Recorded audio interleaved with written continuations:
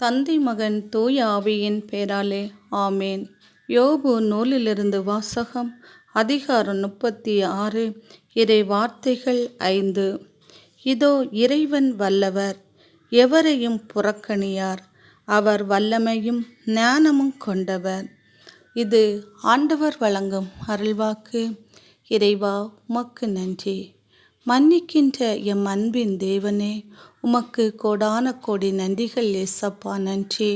கருணை உள்ளம் கொண்டவரே, வற்றாத ஜீவ நதியே, ஏசப்பா, தாவீதின் குல கொழுந்தே, உமக்கு கோடான கோடி நன்றிகள் ஏசப்பா. நன்றி.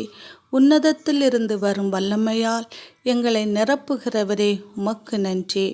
உம்முடைய முகத்தின் ஆசீர்வாதத்தாலும் உம்முடைய கரத்தின் ஆசீர்வாதத்தாலும் எங்களை நிறைவு செய்கிறவரே, உமக்கு நன்றி ஏசப்பா. நன்றி.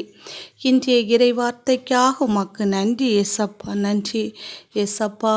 எந்த மக்களும் பாவம் செய்தாலும் நீர் அவர்கள் செய்த பாவங்களையெல்லாம் மன்னித்து மறந்து அவர்களையும் நீர் புறக்கணிக்காமல் அவர்களுடைய தேவைகளையும் சந்திக்கின்றீரே, அதற்காக உமக்கு நன்றி ஏசப்பா. நன்றி. என் தேவன் யாரையும் புறக்கணிக்க மாட்டார், சர்வ வல்லமையும் அன்பும் உள்ளவர் என்பதை ஒவ்வொரு மக்களும் தங்கள் வாயால் அறிக்கையிட கிருபை செய்வீர்.